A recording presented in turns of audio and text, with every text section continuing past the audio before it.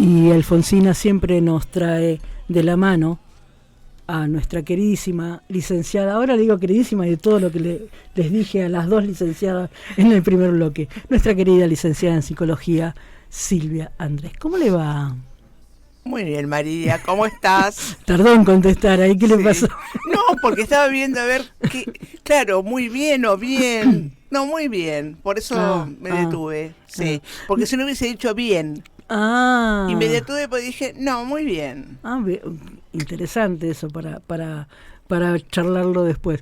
No, te cuento lo que estuve hablando de vos y de la otra columnista cuando iniciamos el programa, contando que venían hoy las dos, que sin que se enojen el resto de los columnistas del programa, y yo adjudiqué la locura que tienen las dos porque las dos son licenciadas. Por ahí el título viene de la mano de cierto raye.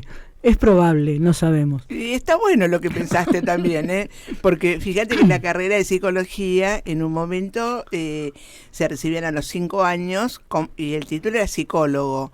Cuando se reabre en la época democrática, ¿no? El corte vino en la época, obviamente, del terrorismo de Estado. Se reabre en el 1983. Sí, se baja. Se baja. Esto lo dejo así, ¿está bien? Sí, bueno, vos estás incómoda, pero no importa. No. Y se agrega un año más, que es la licenciatura.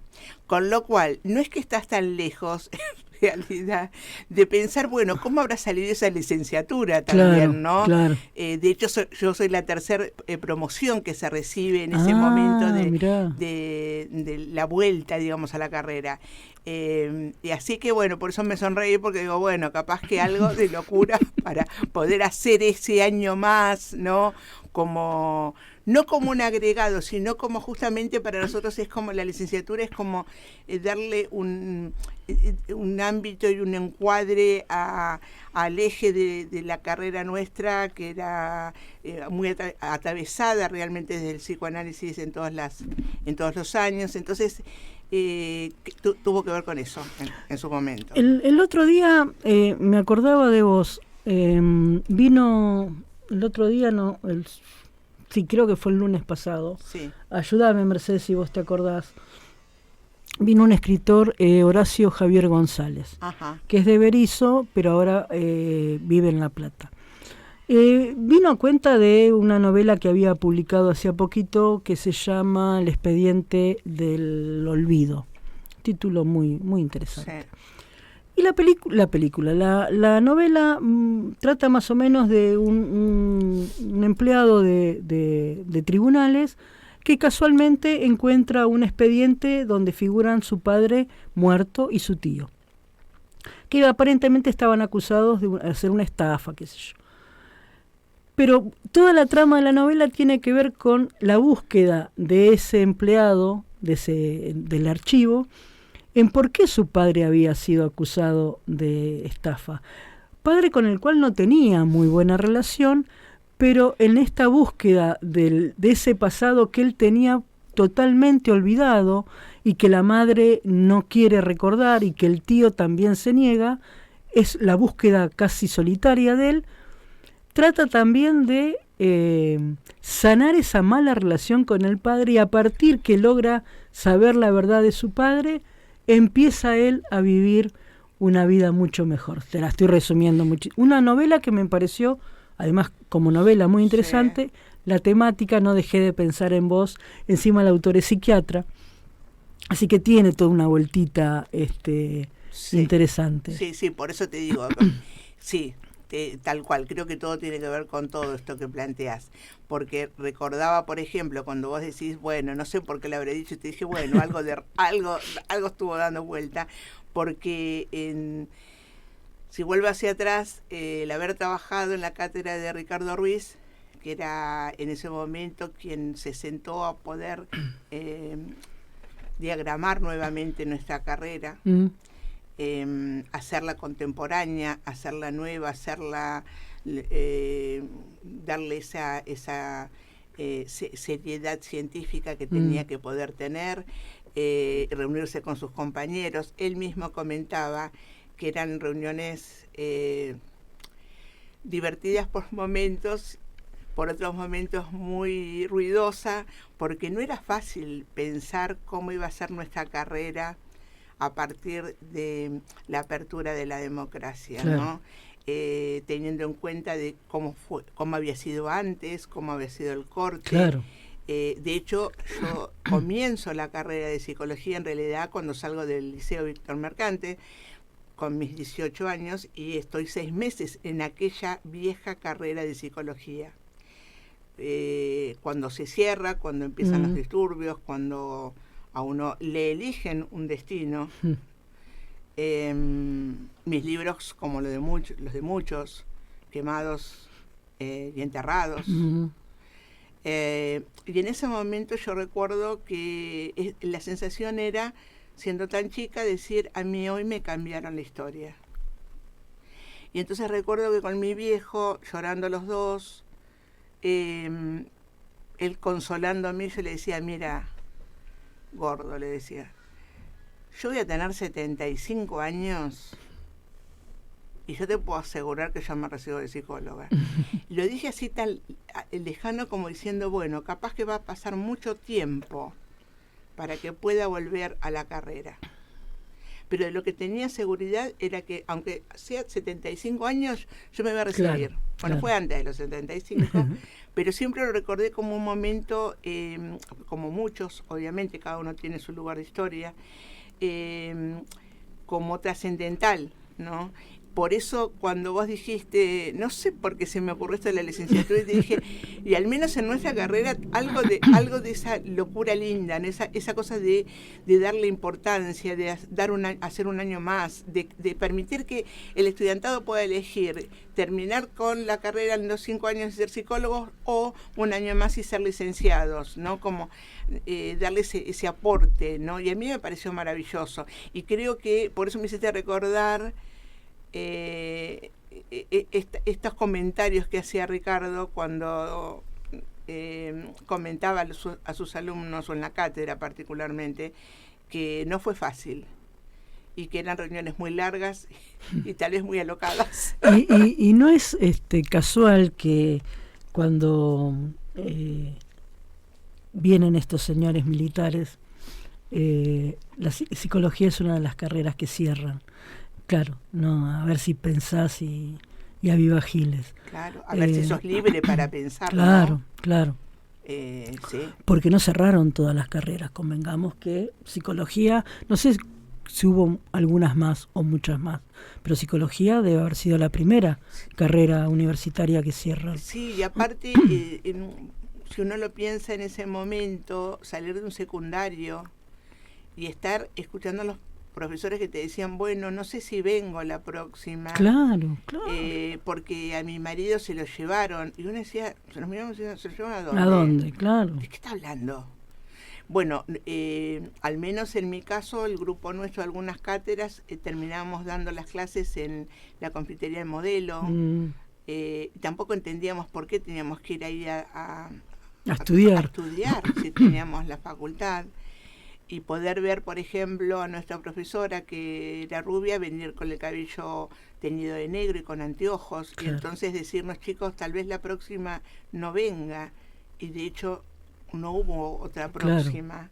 ¿No? Entonces digo, como historias hay muchas para narrar y abrir, y eso es lo importante. De eso justamente el título que vos mencionabas, y la historia y la novela donde entra, ¿no? Me parece enriquecedor, ¿no? Volver esos temas y poder abrirlos, ¿no? Y desde diferentes lugares.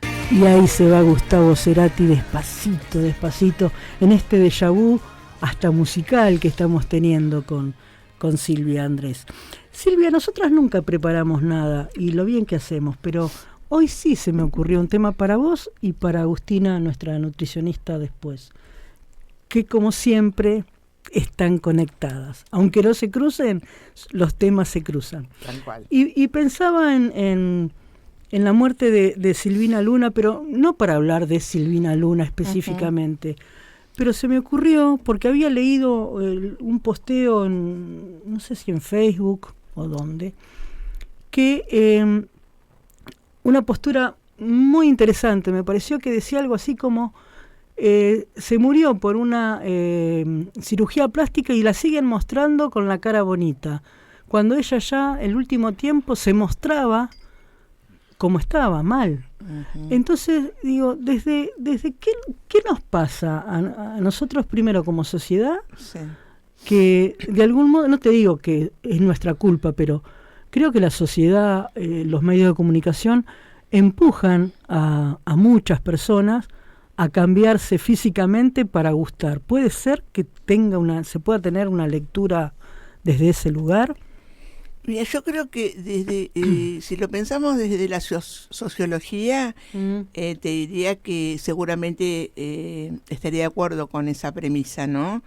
Que lo social, lo cultural, convoca, invita, ¿no? A ciertos modelos, ¿no? Ciertos esquemas. Uh-huh.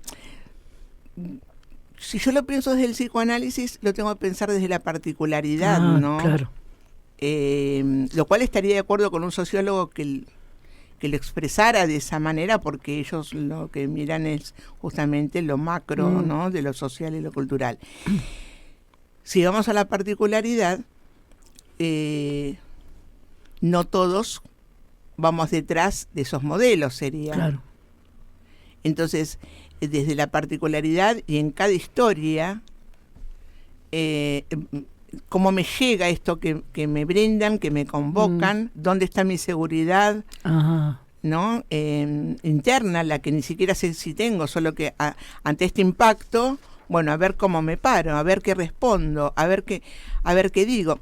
Y lo voy a llevar hasta esto que comenzamos en esta charla, como siempre azarosa, en el momento que nos saludamos. Y vos me decís como bien, ¿no? Con una buena observación, que eso es tuyo, María. Uy, tardaste en responderme. ¿Qué pasó? ¿No? Y porque está buena esa observación, ¿no? Porque nos conocemos ya hace mucho tiempo que estamos trabajando juntas, entonces, y diste lugar a que yo te dijera, bueno, está buena tu pregunta, porque yo hubiese respondido rápidamente bien. Claro. Sin embargo, cuando me detengo y pienso, digo, muy bien. Y vos dijiste, mira, interesante. Bueno, fíjate que sin darnos cuenta entramos un poco en el tema, ¿no? De qué pasa cuando el otro nos convoca en un lugar, en una pregunta, que puede ser capciosa, puede ser dirigida, pongámosle todos los adjetivos que queramos, pero en última instancia está en mí, ¿no? en ese yo interno, el que responde, el que piensa, el que desea, el que va detrás de un objetivo o no. Llevémoslo a lo social, lo cultural, una pareja, un amigo, hasta la misma lectura que podemos hacer, ¿no? Uh-huh. ¿A qué punto nos toca un film, ¿no? Ahí está la particularidad. Cuando tardaste en contestar, también de algún modo no te estás pensando, no sé si está bien el término, porque muchas veces contestamos al cómo estás, bien, pero sin pensar, y muchas veces también preguntamos cómo estás por formulismo, nada más, y que de última capaz que hasta no nos importa qué nos van a contestar. Capaz que ni lo escuchan. Es que es lo más probable, cuando forma parte de una fórmula, ya está. Claro, pero tiene que ver con lo que acabas de decir. Claro. Sí. Yo no sé si no lo hablamos, o con vos o con Agustina, vuelvo a estas coincidencias. ¿Qué nos pasa a nosotros cuando nos mira el otro? ¿Hasta qué punto le damos tanta importancia a la mirada del otro? ¿Es falta de seguridad? Es que pensémoslo desde el lugar, antes de entrar en esos fallidos, si querés, en que en realidad nos constituimos y nos vamos constituyendo con un otro. Claro. Entonces, empezaría por el principio de ese lugar. Entonces, hay un principio del otro, de nacer y necesitar del otro para la madre está pariendo y el médico dice el bebé es el que hace el trabajo de parto, y ahí en esa comunión, bueno, entran todos en acción, y el cortar el cordón umbilical, y después la teta, y después el biberón, y después, o sea, hay un otro, ¿no? Hubo varios otros desde el mismo momento del nacimiento de uno. El tema es hasta uno se va constituyendo, uno en el recorrido desde ese nacimiento nos vamos constituyendo permanentemente. Siempre con el otro. Lo vamos constituyendo desde uno mismo y con los otros también, ¿no? Como que no hay una fórmula tan exacta de decirte cuánto de porcentaje de uno y cuánto porcentaje de los otros. Creo que el psicoanálisis nunca podría ser un matemático. 2 más 2 no es 4 acá, sería, ¿no? Es decir, por eso tenemos esa diversidad y variedad de conductas. Y lo pensaba, por ejemplo, en Agustina, cuando decía, seguramente ella dando un plan de alimentación a 2 pacientes o 10, habrá alguno que dirá fue un éxito y el otro no sé por qué, pero falló. Y entonces uno dice, ¿y qué falló? ¿Solamente en un plan de alimentación que la nutricionista erró, fue fallido? ¿O tiene que ver con el sujeto, su lugar de elección a ese tratamiento, su deseo de sanación, Bindín, la historia personal, Tintín, es decir, los otros, lo social, lo cultural, es decir, a todo esto que ahí viene lo macro, ¿no? Entonces, si volvemos otra vez al título que era el tema de Silvina Luna, también ahí entran, hay muchas variables. No solamente la cuestión orgánica, la cuestión física, lo que se hizo, lo que estuvo mal, lo que no sabemos cómo estuvo, si fue la causa o no, eso lo determinará la justicia. Pero ¿por qué? ¿Dónde está la dificultad de la justicia que nos cuesta entender a todos como comunidad? ¿Cómo es que si todos lo vemos así, si todos pensamos de esta manera, es que la justicia necesita abordarlo desde un lugar fáctico? Por eso necesita los informes médicos, necesitará los informes... Y objetividad, cosa que nosotros no tenemos. Exacto, y una objetividad donde dice, pero ¿cómo puede ser que hay médicos que se den cuenta que sí, que hay causalidad y otros que no? Y bueno, justamente porque está todo esto es que la justicia tiene que seguir investigando y seguir encontrando lo fáctico para poder dar cuenta, porque si no podría cometer también desde lo fallido, el error de... no tener en cuenta, y este es un terreno sumamente delicado, en qué momento y en qué lugar está el sujeto en un momento donde comienza un tratamiento. Y lo saco de Silvina Luna por esto digo, me parece que ahí está la dificultad, y entiendo que la comunidad está toda enardecida porque es como que nosotros todos vemos 2 más 2 es 4. Bueno, pero la justicia tiene que ver justamente informes y lo fáctico que pueda darle esto que decías, desde la objetividad marcar el resultado. Te lo pongo en un tema lindo, escuchar un tema que a alguien lo conmueve y el otro no le pasó nada, o un film. Evidentemente ahí está uno, ¿no? Viste, como cuando uno va a ver una comedia, 4 personas, uno se ríe pero a carcajadas como si estuviese solo en el cine, el otro no le pasó nada y el otro se sonríe.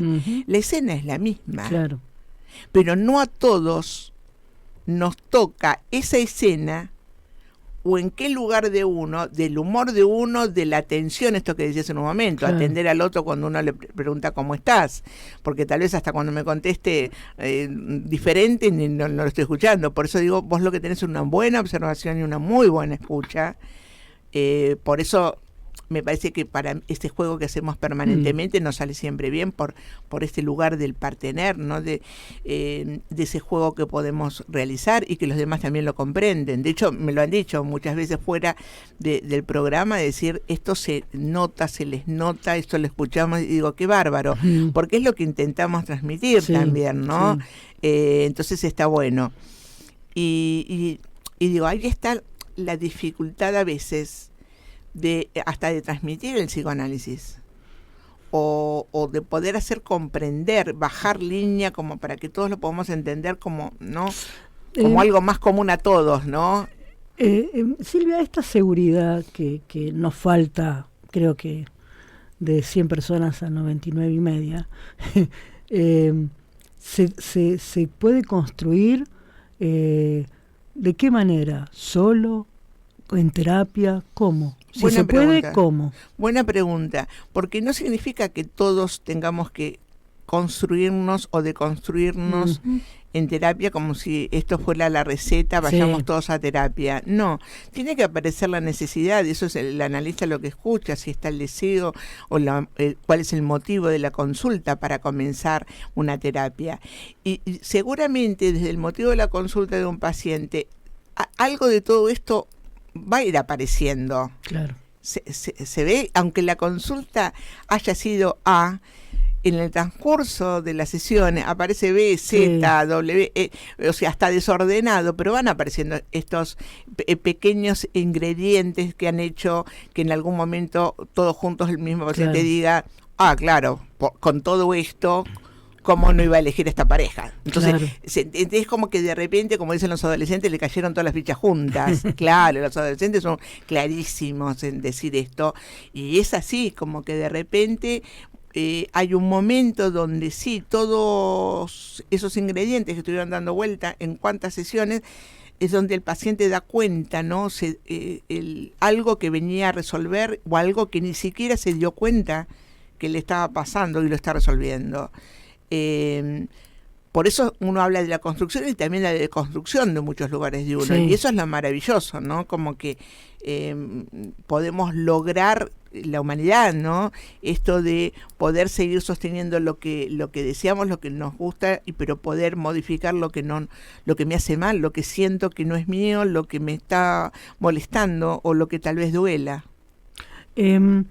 ¿Cuánto, ya sé que lo acabas de decir, que el psicoanálisis no trabaja con porcentajes, pero ¿cuánto está en el inconsciente? Si se pudiera medir de cada uno de nosotros, porque la terapia lo que hace es llevar a la superficie lo que tenemos abajo de la alfombra todo el tiempo. ¿Hay mucho? ¿Hay más o menos? No te digo un porcentaje porque lo acabas de decir, pero... Sí, te lo voy a responder sin dar un porcentaje. Lo inconsciente tiene su propia realidad, tiene sus propias leyes, tiene su propio mundo. Con lo cual, creo que te estoy respondiendo un poco, ¿no? Lo que de alguna manera uno logra como paciente o uno logra como analista en los minutos de una sesión, llevar de alguna manera, ¿no? a lo consciente algo que ha quedado allí guardado. Es como si tuviese que pensarlo muy lleno de archivos, muy lleno de puertitas, muy lleno de ventanas, ¿no?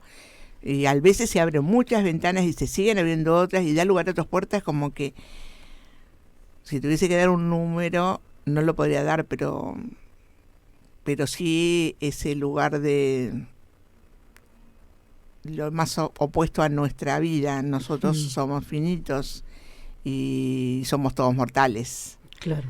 Lo inconsciente nace con uno, ya sabemos que mismo en la gestación hay situaciones en que se repiten cuando el bebé nace y hay algo del orden de vaya a ser lo anémico o qué huella ahí, y el inconsciente es lo último que se apaga cuando nosotros morimos, con lo cual bueno, ahí está también, hasta si querés, una cuestión filosófica de el tema del momento de la muerte también, ¿no? Es decir, ¿no?